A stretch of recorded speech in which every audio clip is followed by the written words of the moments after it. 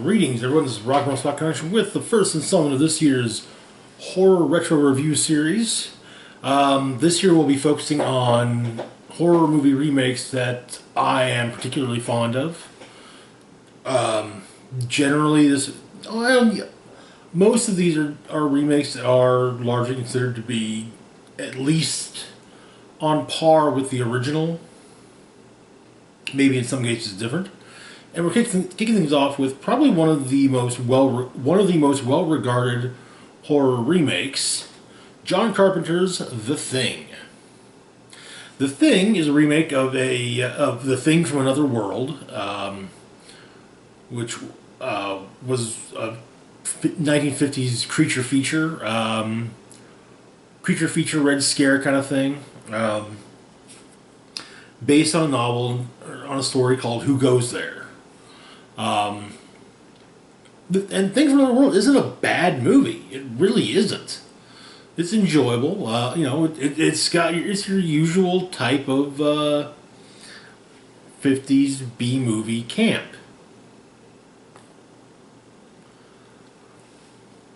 John Carpenter's The Thing, however, is very different. Well, I mean, not very. The basic plot is still the same. The basic plot of John Carpenter's The Thing being a shape-shifting alien runs amok in a Antarctic research station, replacing the various members of the research team. And like I said, this is one of my favorite horror movies of all time.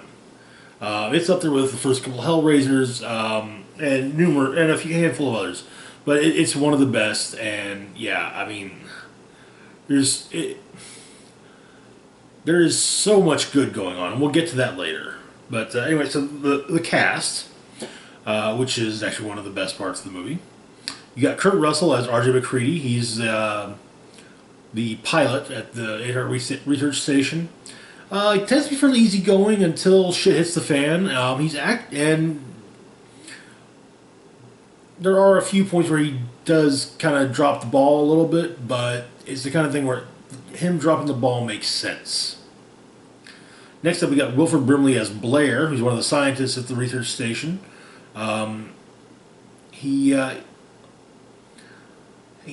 Before being replaced, he does get replaced by the Thing after all. Blair is studying potential infection vectors and tries to do what he can to make sure that it can't spread. So we'll get into that. One of the things he does later. We got T.K. Carter as Knowles, who's young cook at the research station. Roller skates around the facility. Doesn't really seem to give too much of a shit about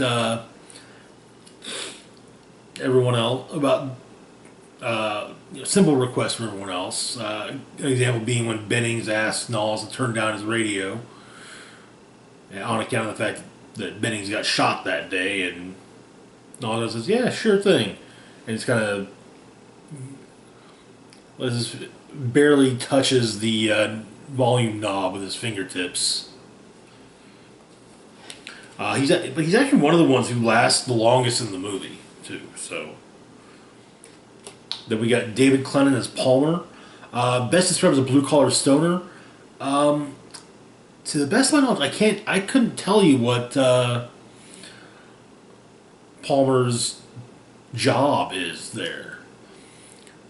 Max the pilot, Knowles is the cook, Copper's an MD, Gary is an administrative leader type. Everyone has but he's just kind of this blue collar stoner guy. He's just there to get stoned and crack jokes.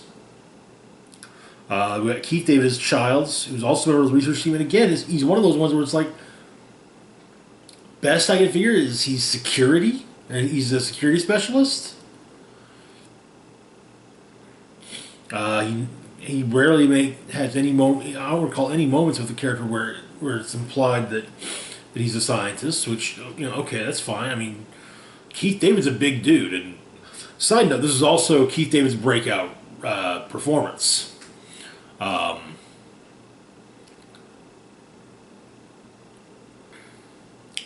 Leading to a celebrated career of just amazing roles throughout film, voice acting, so on and so forth, including voicing himself as the vice president in Saints Row 4, I believe.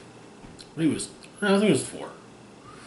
Anyway, next up we got Richard Dysart as Dr. Copper, who's the MD for the research team. Actually goes out in a rather memorable manner. Speaking of memorable manners, though, we got Charles Hallahan as Norris, another scientist for the research team who was replaced early on and in an extremely memorable manner. Or at least his replacement is revealed in a memorable manner. Then we got Peter Maloney as Bennings. He's a member of the research team who's partially replaced by the creature early on after being shot in the beginning. He takes a wound to the upper thigh. He doesn't really... It's not like he's, mortally wounded. No. His leg gets grazed. Though, to be fair, as I understand, even that hurts like a bitch. So we got Richard Masur as Clark. He's the research station's dog handler. He's not too fond of Childs, and honestly prefers dogs to people. Side note: Masur and Richard Masur actually worked with Keith David on transitioning from being a stage actor, as before the thing that's largely what Keith David was, a stage actor, to being a film actor, and so the two of them actually worked on their characters' relationship, the relationship between their characters together, deciding that okay, yeah, Childs and Clark don't like each other, which is actually kind of a neat story, really. Then we got Donald Moffat as Gary, who's the leader of the research team. If I remember correctly, it's fairly clear he's ex-military or still military, though he does rather readily cede authority over everything to MacReady once the creature makes its presence known. Then we got Joel Polis as Fuchs, who's one of the scientists on the research team. Also one of the few that doesn't get replaced, but only because when the creature tries to replace him, Fuchs douses himself in kerosene and sets himself on fire. And finally, we got Thomas G. Waits as Windows, who's a radio operator at the research station. Also doesn't get replaced, but does meet a rather untimely demise. So, the movie itself. We start off with a helicopter chasing a husky through the Antarctic, firing upon it. And now this is one of those neat little things about the movie. But when the chopper lands at the U.S. research station, there's some unsubtitled Norwegian shouted. If you can understand Norwegian, it tells you everything you need to know about the movie. The dog is not into the dog. It's really an alien monster. It killed their entire base. They're the only survivor of their base. You get the idea. But it's not subtitled. And yeah, I mean, I'm not going to say that Norwegian is an uncommon language, but it's probably not a commonly spoken language in outside of Scandinavia. So but the chopper gets blown up because of an ID10T error. Then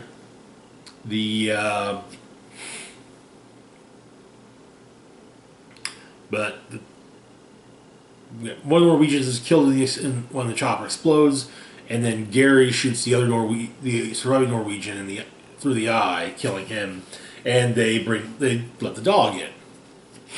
And the dog just kind of wanders the base for most of the day, while Copper takes care of. That's when Bennings gets shot. Is right at the beginning. Bennings takes care of that, and they after hours of the dogs wandering around the base, they finally take it to the kennel, where it tries to take over the other dogs and reveals itself. In the commotion, everyone goes to check it out and sees it actually turn, and Childs gets the flamethrower and it burns the thing to death. So they do an autopsy, and this is when Blair starts to truly study the thing and what it does, noticing that it's basically every single cell is basically a separate organism. And so he begins to look in.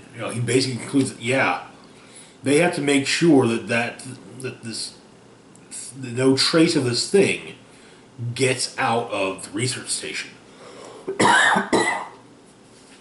And in fact, Blair does have a bit of a psychotic break and actually goes and kills the remaining dogs, the ones that weren't killed by the creature trying to replicate them. But he gets basically they lock him in his quarters and try to figure out what to do next. Which brings us to the very memorable death of Norris and Copper. Norris seemingly has a heart attack, so they get him on an operating table to get the paddles out, and Copper sticks them on Norris's chest, and suddenly Norris's chest opens up into a giant mouth, and Copper's hands go right in, and then it closes, biting Copper's arms off, and right about the mid forearm on each arm. And as they realize what's going on, the mouth that forms their weird tentacles flailing about, and then they get the flamethrower, set them on fire. Also at this point, their spare blood supply for if someone needed a blood transfusion or whatnot has been spilled, so that it can't be so that it couldn't be tainted by the thing.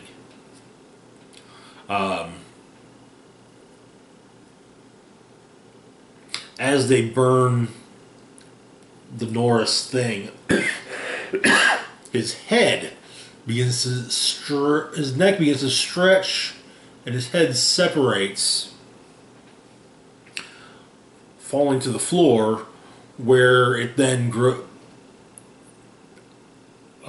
like 6 legs pop out of the head, and a couple of stalked eyes come up as well, and it starts to kind of skitter away until Palmer sees it and just kind of says, "You gotta be fucking kidding me."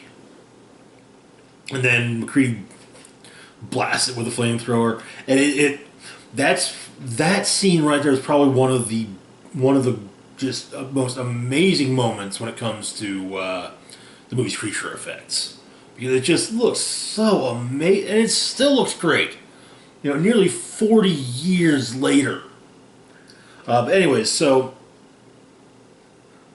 things continue on. Everyone's getting paranoid.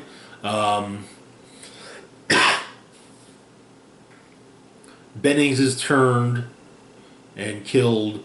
Fuchs, after talking to McCready, Fuchs ends up, during a blackout, Fuchs kills himself to avoid being turned. Blair starts to go stir crazy. There's also a point where McCready is potentially framed to be the creature,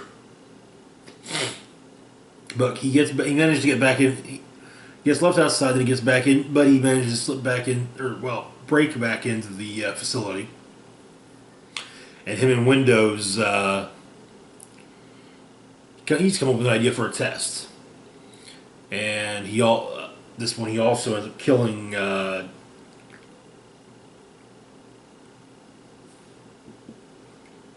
Clark when Clark comes for him. But the test scene is another very memorable moment. So the way the test is supposed to work, they get a petri dish, and everyone cut a blood, everyone's thumb gets cut, and they squirt some blood into the petri dish, and then MacReady takes a piece of copper wire, heats it up from the end of the flamethrower, sticks it in the blood. If it just sizzles, it's just blood. However, when he gets to Palmer, something pops up, and, well, yeah, Palmer turns and reveals himself to be the creature, kills Windows, and gets promptly lit on fire before running out through the wall.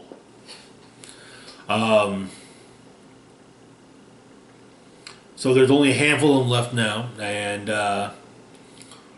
they go to check on Blair. They discover that Blair's been replaced and is actually trying to just build a ship to get off the planet.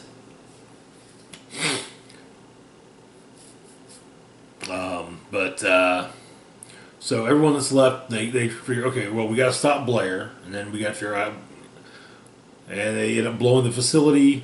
The Blair creature ends up killing almost everyone else, until it gets seemingly killed with some dynamite that MacReady chucks into it. And finally, the film ends with MacReady sitting outside the burning remains of the research facility when Childs walks up. He makes some excuses, how he, where he was when Mac was facing the Blair creature. And in fact, this has actually led to a lot of questioning about just who is and isn't a thing at the end of the movie. There's some think that maybe there's a theory that I tend to push this one aside, but there's one that states that both Mac and Childs are things. One that states that Childs is a thing. And of course, there's also the possibility that they're both Mac and Childs. The both are things theory. One of the big things about stating that Childs isn't Childs is the fact that in the scenes at the end when he's talking, because it's Antarctica, so obviously when you exhale, your breath will be visible. His breath isn't visible. But in the both are things one, it's thought that the bottle we see Mac swigging off of, and this is even a possibility if he's still Mac, is actually gasoline or some such. And he just takes a swig and then hands it to Childs. Childs is like, and he laughs and, oh, well, I know the truth about you now. As mentioned previously, the creature effects are absolutely amazing in this movie. I mean, that's part of. I think that's a large portion as to why the film has endured.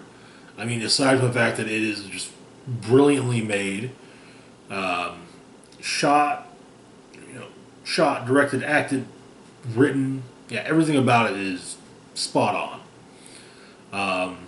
But yeah, Rob Bottin's creature effects, however, are definitely a scene stealer. Between the Norris scene, hell, the dog scene, the Blair creature. Every time we get even the Bennings creature looks good. Not to mention the charred remains of the creature from the Norwegian base. That just looks all kinds of messed up, and in the best ways. Something of the film's legacy. Back in the late 80s, early 90s, Dark Horse Comics managed to get the rights to the thing, and they did a handful of miniseries following up from the movie, including, and I think, as I recall, all of these stories, you had like a brief story in like Dark Horse Presents, and you had a few miniseries which went one into the other. But it did kind of end up with the thing getting loose in a major city. But the thing is considered the first part of John Carpenter's Apocalypse trilogy. The other two movies being Prince of Darkness and In the Mouth of Madness. Each one is about a some kind of cosmic entity bringing about the end of the world, and also heavily inspired by the works of H.P. Lovecraft, especially In the Mouth of Madness. They're not. None of the three are connected in any way, shape, or form, aside from the fact that they're all directed by John Carpenter, and there may be some cast member overlap, but that's the extent of it. So yeah, I'm not gonna do the normal ups and downs like I would normally do on a movie review, because I've seriously been racking my brain trying to think of anything that,